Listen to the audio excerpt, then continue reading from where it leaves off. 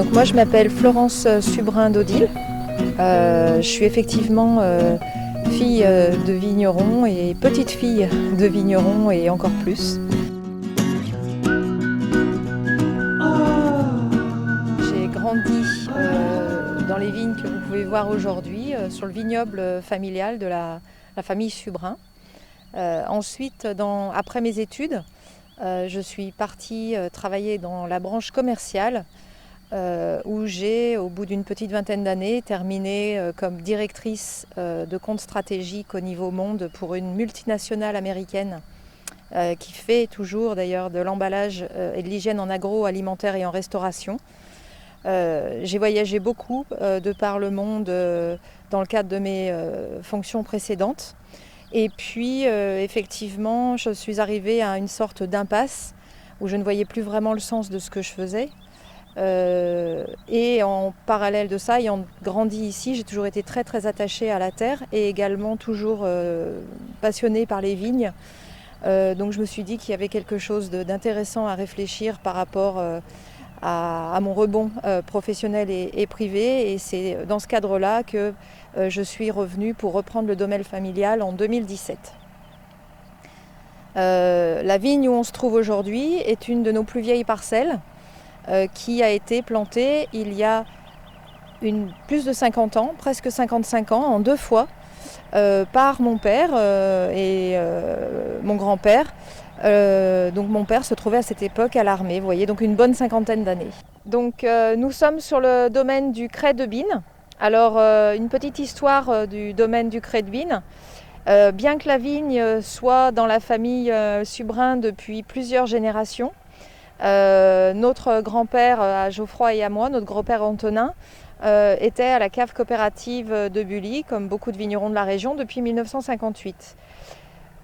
Mes parents ont créé le domaine et sont sortis de la cave coopérative pour vinifier et cultiver en bio et en biodynamie il y a 12 ans, donc c'est notre 12e année culturale en bio et en biodynamie.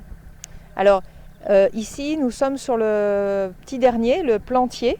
Nous avons planté il y a un petit mois, 3 semaines, un mois, 3000 mètres de chardonnay avec ce plantier que vous voyez derrière moi. Le domaine est passé de 8 hectares 65 à 9 hectares, le tout cultivé en bio et en biodynamie avec la labellisation Déméter notamment.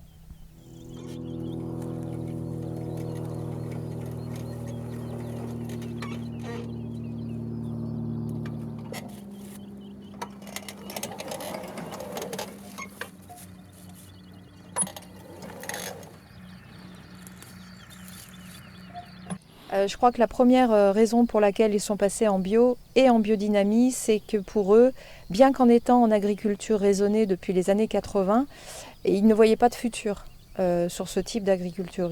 Ils n'envisageaient pas de futur économique, de valorisation du patrimoine et également de culture du vivant, du terroir, sur le mode de viticulture conventionnelle. Ils se sont donc intéressés tout d'abord au bio, et puis ont été convaincus par un ami vigneron qui était déjà en biodynamie des bienfaits de la biodynamie qui permettaient d'aller plus loin pour avoir un terroir extrêmement vivant et par ce fait, en fait d'exprimer des vins beaucoup plus de terroir. Parce que la finalité, c'est de travailler dans un milieu propre avec des vignes qui soient vivantes, qui soient stimulées par la main de l'homme et cultivées par la main de l'homme certes, mais qui aient une autonomie au niveau de la croissance et de la vie, leur permettre de s'enraciner davantage dans leur terroir et d'avoir plus d'échanges de façon générale racinaire et au niveau des feuilles avec leur terroir et d'exprimer l'endroit où elles produisent leurs fruits pour avoir des fruits de caractère. Ces fruits de caractère, étant vinifiés de façon douce traditionnelle, permettent de produire un vin de terroir, un vin de caractère qui reflète notre travail et notre terroir ici et aucun autre. Donc quelque chose d'unique et de vivant.